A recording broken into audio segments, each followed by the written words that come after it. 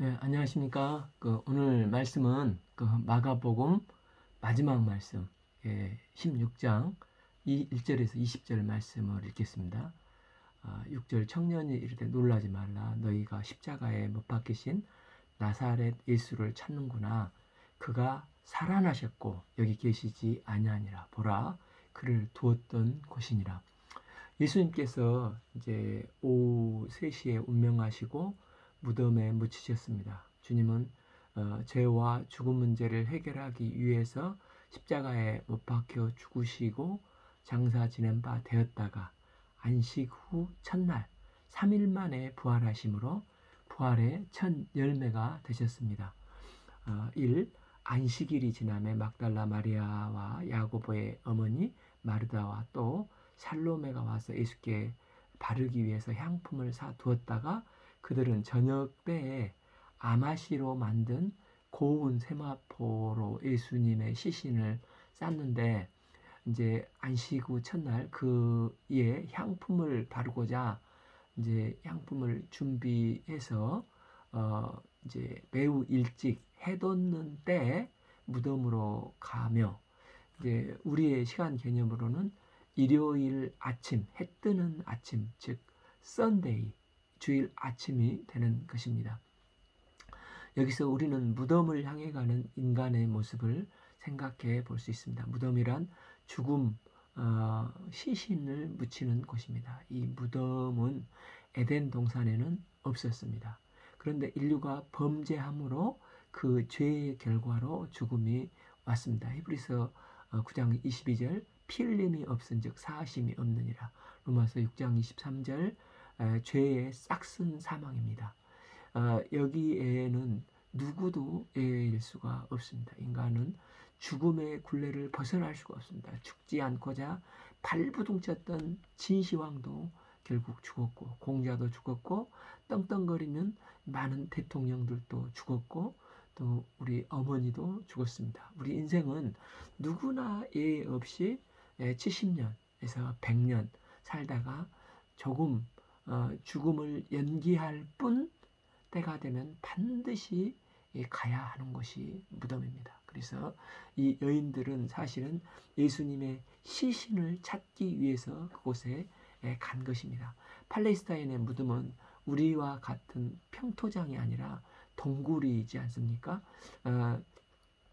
그 동굴의 큰 돌, 1.5톤에서 약 2톤 정도 되는 큰 돌이 그 입구를 막는 것이었습니다. 그래서 서로 말하는 누가 우리를 위하여 무덤 문에 돌을 굴려주려 하더니, 여인들은 향료를 샀는데 우리 셋이서 어떻게 이 돌들을 굴리지? 아무래도 못 굴릴 것 같은데, 그러나 그 예수님에 대한 사랑하는 마음으로 일단 저기 동굴에 향을 가지고 향품을 가지고 나아가고 있는 것입니다. 그런데 여인들이 무덤에 가까이 왔을 때 놀라운 일이 일어났습니다. 눈을 들어본즉 벌써 돌이 굴러 있는데 그 돌이 심히 크더라. 누군가에 의해서 큰 돌이 굴러져 있는 것입니다. 이 로마 돌은 그 로마 총독 빌라도 허락 없이는 누구도 굴려낼 수가 없습니다. 다른 복음서에서 보면 이 돌을 움직인 분들이 천사들이었던 것을 보게 됩니다. 천사들은 왜 돌을 굴려냈습니까? 예수님께서 무덤에 나오도록 하기 위한 사전 조치가 아니라, 이제 부활하신 예수님은 부활의 형체를 덧입고 이제 그 제자들에게 방에도 나타나시고 엠마오로 가는 제자들 앞에 나타나시기도 하고, 또 이렇게 디베라 바다에서 나타나셔서 고기를 구워서 주시기도 하시지 않습니까? 그러니까 이렇게 굴을 굴려 놓으신 것은 죽음과 장사 지낸 것을 본 여인들이 빈 무덤을 확인할 수 있게 하기 위한 조치이셨습니다. 예수님은 결코 무덤에 갇히실 수 있는 분이 아닙니다. 예수님은 약속대로 이 땅에 오셨고 약속대로 십자가의 죽으심으로 인류의 죄 문제를 해결해 주셨고 성부 하나님은 이제 성자 예수님을 성경의 말씀대로 부활시키셨습니다. 예수님의 부활로 인해서 범죄한 인류를 죄와 죽음의 권세 아래 가두었던 사탄의 머리통을 깨부시고 부활의 권세를 철저히 드러내셔서 영원한 승리를 주셨습니다. 여인들이 무덤에 들어가서 흰옷을 입은 한 청년이 우편에 앉은 것을 보고 놀라매 다른 복음서를 보면 시신이 쌌던 세마포가 개켜져 있었다고 증언을 합니다. 그래도 여인들은 예수님을 계속 찾고 있었습니다. 그녀들이 찾고 있는 예수님은 부활하신 예수님을 찾는 게 아니라 죽으신 예수님을 찾고 있습니다. 그녀들은 예수님에 대한 사랑이 있었고 예수님에 대한 아름다운 추억들이 있었지만 부활에 대한 믿음이 없었습니다. 부활신앙이 없으면 여전히 죄사함은 받았지만 이 여인들처럼 계속해서 슬퍼하며 무덤을 찾아가야 한 한계적인 삶을 살 수밖에 없습니다. 그곳에 흰옷 입은 청년이 있었습니다. 슬픔이 넘치면 간혹 착각하는 경우가 있는데 여인들은 지금 온통 이 예수님의 시신에만 몰두하고 있는 것입니다. 그러니 그들이 확인하고 싶은 것은 예수님의 몸이었습니다. 어디 한번 꽂히면 다른 게 안 보이고 자기가 보고 싶은 것만 보는 것이 인간의 속성 아닙니까? 이미 예수님은 살아나셨는데 그들은 여전히 죽어 있는 예수님에 갇혀 있습니다. 그러므로 우리의 믿음은 하나님의 은혜입니다. 성령이 임하셔야 부활의 믿음이 생깁니다. 그래서 성령이 임하실 때 사도행전의 사도들은 부활신앙을 덧입고 부활의 증인이 되어 믿어질 정도뿐만 아니라 그 부활의 주님을 위해서 순교적인 자세로 땅끝까지 나가서 복음을 증거하는 삶을 살게 된 것입니다. 그녀들이 청년에게 무슨 충격적인 말씀을 듣습니까? 6청년이 이르되 놀라지 말라. 너희가 십자가에 못 박히신 나사렛 예수를 찾는구나. 그가 살아나셨고 여기 계시지 아니하니라. 보라 그를 두었던 곳이니라. 천사가 전해준 메시지는 그가 살아나셨고 여기 계시지 않는다고 부활하셨다는 것입니다. 세상 누구도 죽으면 끝이고 부활한 사람이 없습니다. 그러나 예수님은 성경의 베드로의 신앙 고백 후에 3번 인자가 고난을 받고 죽음을 당한 에서 사흘 만에 십자가에 못 박히시고 사흘 만에 부활하리라. 3번에 걸쳐서 계속해서 말씀을 하셨습니다. 다메섹 도상에서 부활하신 예수님을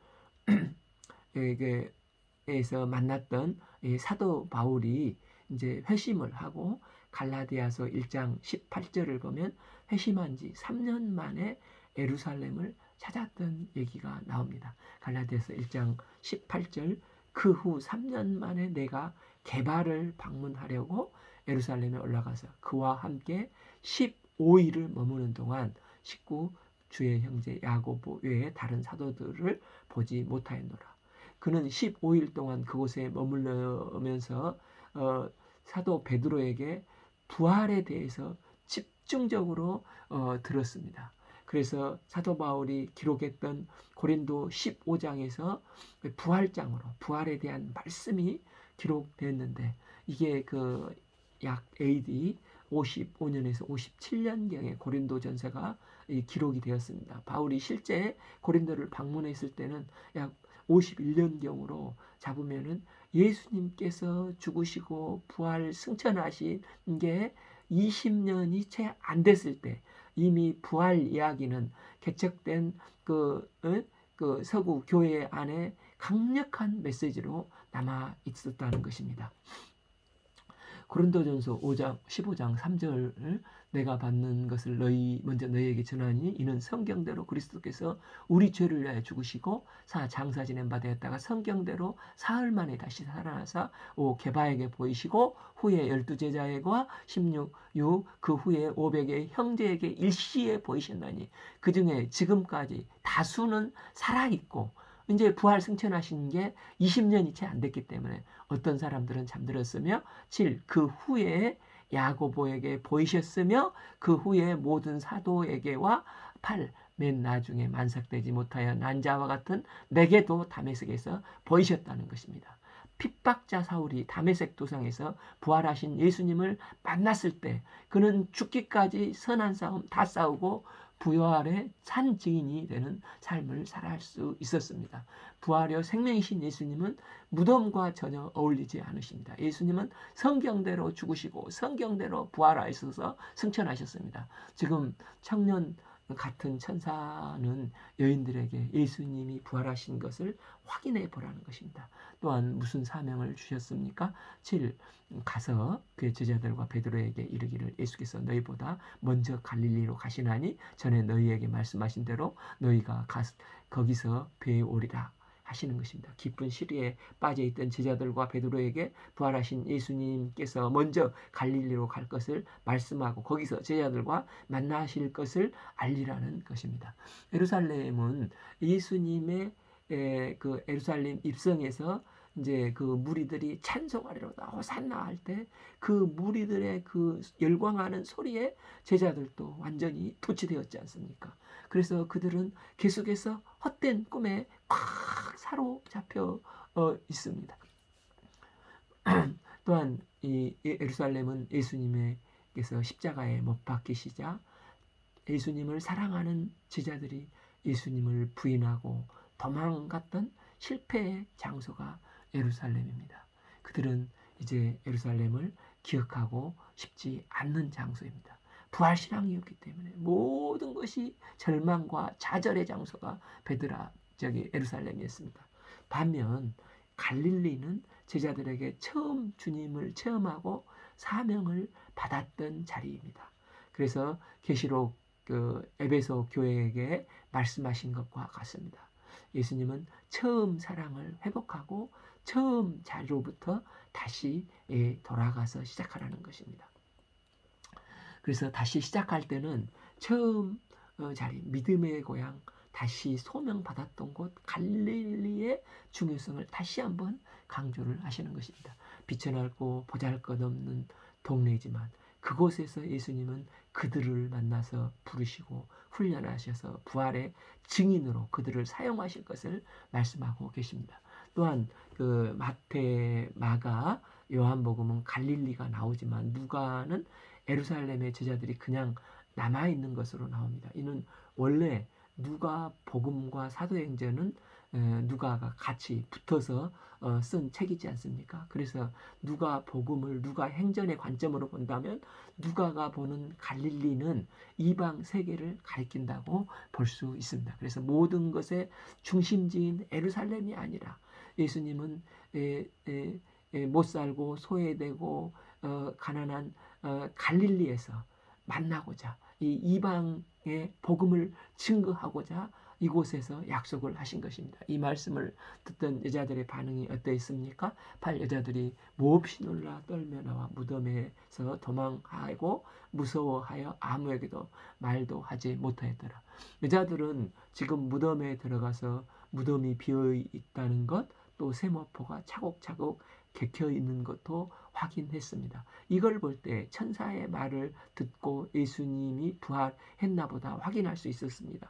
그러나 이 여자들은 빈 무덤과 천사를 만났지만 부활의 예수님을 아직 직접 목격하지 못하고 천사가 말을 해도 때문에 이 여인들은 너무나 겁에 질려 있어서 무슨 얘기를 진행하고 있는지 제대로 인식하지 못하고 있는 것입니다.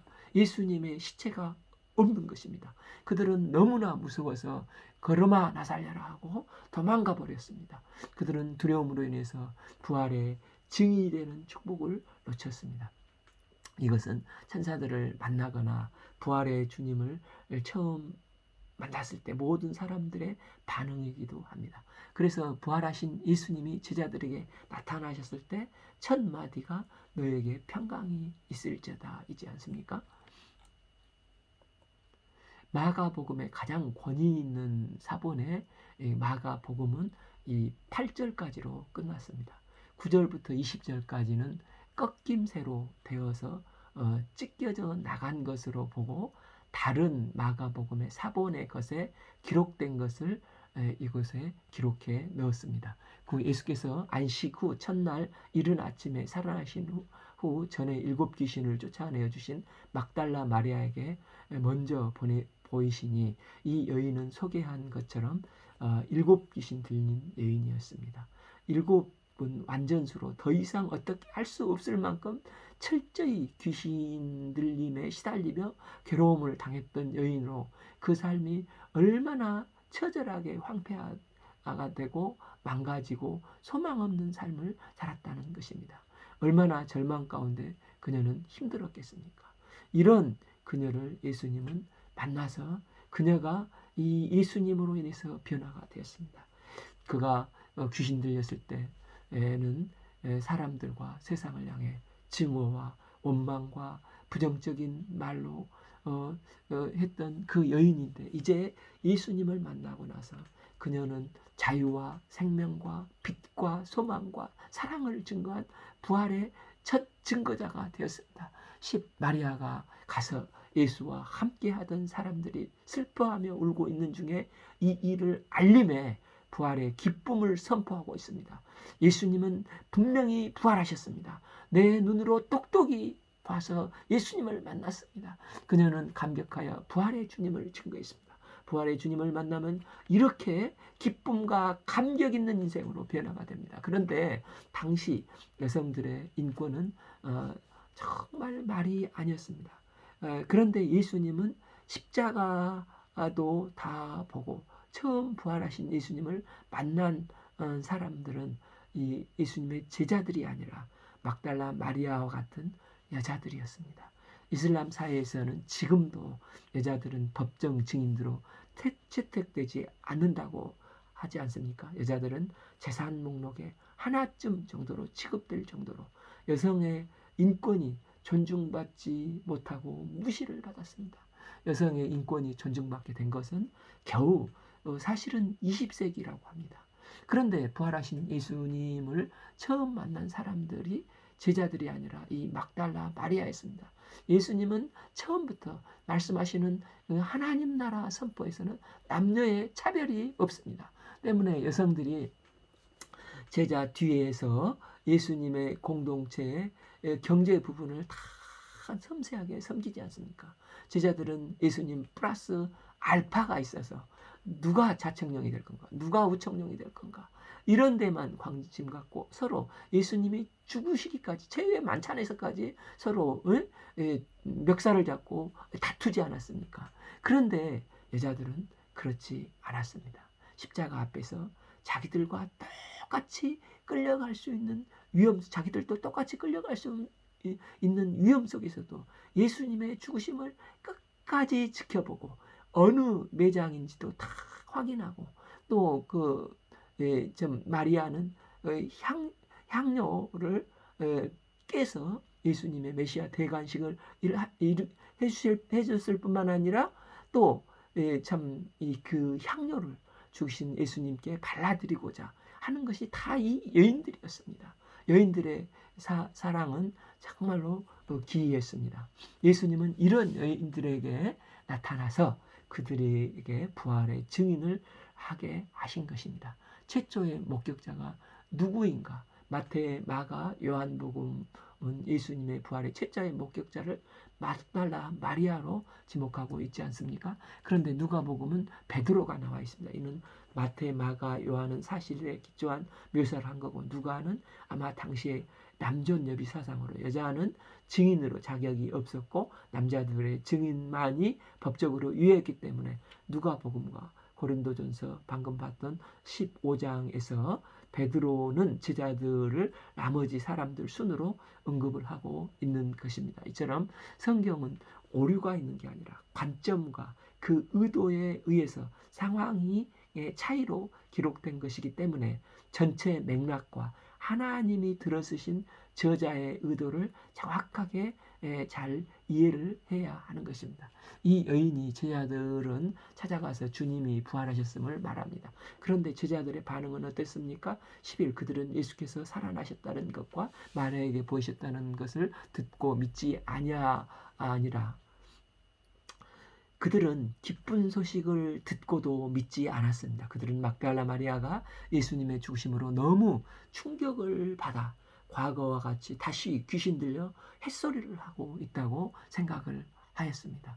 이 예수님의 부활 소식을 믿지 않았던 또 다른 이야기를 말씀하십니다. 12. 그 후에 그들 중 두 사람이 걸어서 시골에 갈 때 예수께서 다른 모양으로 그들에게 나타나셔서 13. 두 사람이 가서 남은 제자들에게 일렀을 때 역시 믿지 아니하더라. 말씀은 우리가 잘 아는 누가복음 24장 그 엠마오로 가는 두 제자 말씀과 겹치지 않습니까? 부활하신 예수님을 만나고 나서 다시 제자들에게 가서 말씀을 하시지만 그들은 믿지 않고 그들이 예루살렘을 등지고 슬픈 기색을 하고 엠마오로 가고 있었다는 것입니다. 예수님은 그들과 함께 거하시면서 부활 신앙을 심으셨습니다. 누가복음 24장 30절 그들과 함께 음식 잡수실 때 떡을 가지사 축사하시고 떼어 그들에게 주시니 30일 그들의 눈이 밝아져 그인 줄을 알아보더니 예수님은 그들에게 보이지 아니하시니라. 32 그들이 서로 말하되 길에서 우리에게 말씀하시고 우리에게 성경을 풀어주실 때 우리 속에서 마음이 뜨겁지 아니하냐. 우리도 성경 말씀을 이제 보거나 또 공부할 때 말씀을 받을 때 이처럼 뜨거울 때가 있지 않습니까? 이 장면은 이제 기독교 그림을 많이 그린 그 렘브란트라는 이 화가가 있지 않습니까? 근세에 그 엠마오의 저녁 식사라는 버전으로 이 엠마오의 저녁 식사를 8장의 그림을 그렸다고 합니다. 그가 이제 가장 젊었을 때 이 그림을 보면은 부활하신 예수님과 식사를 하면서 참 눈이 밝아져 이제 예수님이 부활하신 주님을 알아보고 이것을 이제 예수님께서 이제 나 부활한 예수인데 그동안 몰랐어 하고 껄껄 웃으시는 모습이 그려져 있습니다. 그리고 그 옆에 두 제자 중에 한 제자는 소스라치게 놀라는 눈이 동그랗게 떠져 있는 모습이 그려져 있고 또 한 제자는 재미있게 표현이 되어 있는데 너무나 놀라 의자가 뒤로 자빠져 떨어져 버리는 그런 모습으로 그려져 있습니다. 그들이 부활하신 예수님을 만나고 다시 부활하신 예수님을 만나고 다시 예루살렘으로 실패한 곳 예루살렘으로 돌아가서 예수님께서 과연 살아나셨다. 부활하신 예수님이 기쁨의 소식 예수님이 메시아인 것을 증거하고 생명을 건 이 복음의 증인된 삶을 이제 11제 제자들과 함께 초대 교회 공동체를 형성하게 됩니다. 그러나 11 제자들은 이번에도 자존심이 상했는지 그들의 꿈이 좌절의 절망이 너무 컸던지 역시 부활하신 예수님을 믿지 않고 있습니다. 이를 볼 때 예수님의 부활이 우리 인생들에게 주는 의미가 무엇입니까? 첫째, 죄사함의 확신을 심어줍니다. 만일 예수님께서 우리 죄를 위해서 죽으셨지만 부활하지 않으셨다면 근본적인 죄 문제는 해결됐지만 죽음 문제가 해결되지 않아서 여전히 슬프고 한계적인 이 참 처음 무덤에 가는 여인들과 같은 신앙생활을 할 수밖에 없습니다. 그러나 예수님은 부활하심으로 죄와 사망 권세를 파하시고 승리의 주, 부활의 주가 되셨습니다. 그래서 요한복음 11장에서 나는 부활이요 생명이니 나를 믿는 자는 영원히 죽지 아니하리라 말씀하셨습니다. 또한 부활의 주님은 우리에게 산 소망을 주셨습니다. 예수님이 인간이 아무리 몸부림쳐도 죽음이라는 무덤의 돌 때문에 인간은 무기력하게 패배해서 무덤에 묻힐 수밖에 없는 인생이 되었습니다. 정주영 회장님이 살아있을 때 얼마나 자신감 있고 떵떵거리는 삶을 살았습니까? 그러나 그도 죽음 앞에 너무나 초라했습니다. 정 회장님이 의사에게 내 생명을 조금만 연기해주면 억만금을 주겠다. 심지어 내 재산을 반을 주겠다고 애언을 했다고 합니다. 이처럼 죽음 앞에 인간은 아무리 항우장사일지라도 한없이 무기력합니다. 그러나 예수님이 부활하심으로 말미암아 부활의 첫 열매가 되셨습니다. 때문에 우리 믿는 성도의 죽음은 이제 죽음이 아니라 잠입니다. 이 죽음은 영원한 천국문으로 들어가는 입구일 뿐입니다. 우리는 자고 일어나면 주님께서 천군 천사들과 함께 착하고 충성된 종아, 우리의 하고 눈물을 닦아주시고 해처럼 밝게 영접해 주실 것입니다. 사랑하는 주님과 함께 이제 영원한 낙원에서 영생 복락을 하게 될 것입니다. 제자들이 두 번이나 부활 소식을 듣고도 믿지 않았던 이유가 무엇입니까? 14 그 후에 11 제자가 음식을 먹을 때 예수께서 그들에게 나타나사 그들의 믿음 없는 것과 마음이 완악한 것을 꾸짖으시니 이는 자기가 살아난 것을 본 제자들이 말을 믿지 아니하미라. 제자들은 예수님이 돌아가시자 너무나 울어서 지치고 배가 고팠습니다. 이때 그래서 이제 11 제자가 음식을 먹기 시작한 것입니다.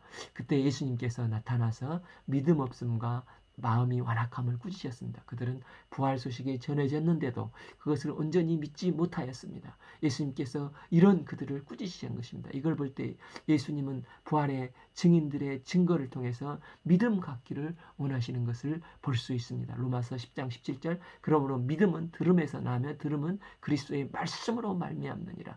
예수님은 의심 많은 도마에게도 요한복음 20장 29절에서 예수께서 이르시되 너는 나를 보고 믿느냐? 보지 못하고 믿는 자들이 복되도다 하셨습니다.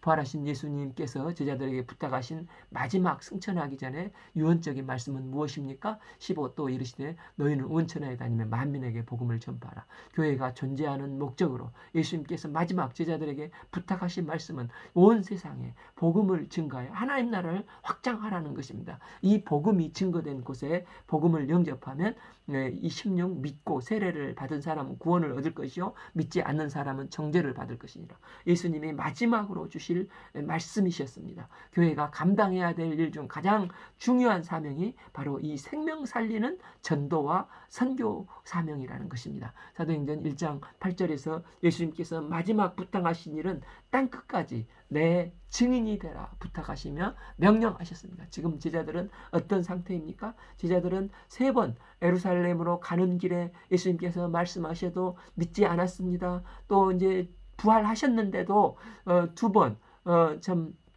부활하신 예수님을 목격한 막달라 마리아와 또 2 제자들의 말씀을 듣고도 불신했습니다.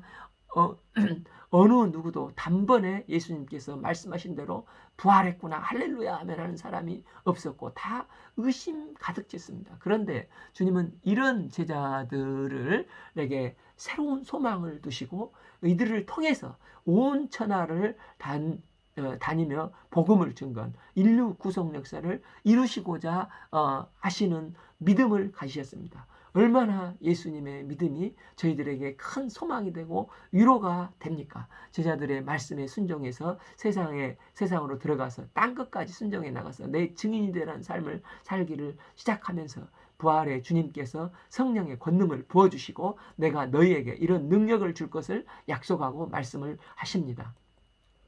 17 믿는 자들에게 이런 표적을 따르더니 곧 그들이 내 이름으로 귀신을 쫓아내며 새 방언을 말하며 18 뱀을 집어 올리며 무슨 독을 마실지라도 해를 받지 아니하며 병든 자에게 손을 얹은 즉 나으리라 하시더라. 우리는 복음을 증거하려 생명을 살리고 하나님 나라 확장 역사에 순종함 없이 전도하고 선교하는 삶을 살지 않으면서 뱀을 집어 올리며 무슨 독을 마실지라도 해를 받지 않는 성령의 은사적인 체험에 관심을 갖기가 쉽습니다. 그러나 은사를 체험하지만 이게 그 삶의 부분이나 인격, 신앙의 성품에 변화하는 데는 한계가 있는 것을 절감을 합니다. 그러나 예수님은 온 천하에 다니면서 복음을 증거할 때 귀신을 내쫓고 새로운 방언을 말하며 환상을 보고 그리고 독을 마실지라도 해를 받지 아니하며 병든 자에게 손을 얹은즉 나으리라 약속의 말씀을 주셨습니다. 예수님께서 주신 말씀을 가만히 보면 복음을 증거하는 자들에게 자연스럽게 이게 패키지로 뒤따라오는 은사라는 것을 알 수가 있습니다. 부활하신 예수님을 열방으로 불신자들을 이웃 속으로 선교하고 증거하는 사람들에게 내가 너와 함께 있어서 이런 사인들을 부어주신다는 것입니다. 예수님의 이름으로 귀신을 내쫓고 새 방언을 말하고 뱀을 집어 올리며 무슨 독을 마실지라도 해를 받지 않게 하며 낫게 하는 약속이 따라다니는 것입니다. 이것은 우리가 대단해서 그런 게 아니라 너희에게 성령이 임하면 너희가 권능을 받고 이런 증거가 따를 것이라는 것입니다. 사도행전에서 바울이 배가 파산하고 몰타 섬에 들어가서 불을 쬐 때 뱀이 나와서 사도 바울을 확 물었는데 사도 바울은 독사에 물려서 죽지 않고 계속해서 복음 역사를 땅끝까지 나가 증거하지 않습니까? 지난주 우리 이제 성찬 예배를 드리는데 많은 은혜가 되었습니다. 몇몇 성도들은 예수님의 떡을 떼고 피를 마시면서 눈물을 흘렸습니다. 정말 성령께서 이렇게 복음을 증거하고 전도하는 삶을 살 때 우리를 감싸고 있는 것을 느낍니다. 그래서 마가복음 초기 사역부터 나타난 이 축사와 치유와 창조의 이적은 계속 행해지고 증언을 하는 것입니다. 그래서 예수님의 승리 이야기는 계속해서 주님이 다시 오실 때까지 주님에 의해서 승리는 계속 이어지는 것입니다.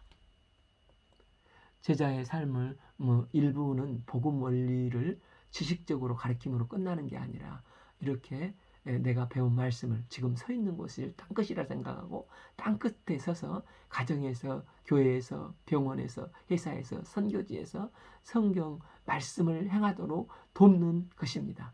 이럴 때 성령의 열매가 그 삶을 통해서 흘러넘치는 바른 신앙, 바른 예배자로 서기까지 권면해주고 기도해주면서 기도해 주는 것입니다. 바로 이러한 일을 예수님께서 해 오셨고 그런데 이제 예수님은 승천하셨기 때문에 제자들에게 이 일을 맡기신 것입니다. 19 예수께서 말씀을 마치신 후에 하늘로 올라가사 하나님 우편에 앉으시니라. 이 마가복음의 특징은 다른 복음과는 조금 다르게 주로 다른 복음서는 부활만 나오고 승천 말씀은 사도행전에 나오지 않습니까? 그런데 마가복음은 예수님의 부활과 승천이 동시에 기록되어 있습니다. 20제자들이 나가 두루 전파할세 주께서 함께 역사하사 그 따르던 표적으로 말씀을 확실히 증언하시니라. 예수님은 부활 승천하심으로 지구를 떠나신 게 아니라 부활하신 모습으로 성령으로 임재하셨습니다. 그러시면서 제자들과 함께 역사하사 말씀을 증언할 때마다 그 말씀이 옳다는 증거로 표적을 행하셨습니다. 사도들의 표적은 예수님의 통치가 계속되는 증거입니다. 성부 하나님은 이제 성자 하나님을 부활시키셔서 하나님 보좌 우편에 앉히셨고 성령으로 임재하셔서 공생애 3년 동안 행하셨던 꾸짖음의 사역을 계속하사 제자들의 복음을 전파할 때마다 성령이 역사하시고 표적이 나타나서 승리가 계속되어 생명이 살아나는 역사가 계속 이어집니다. 그래서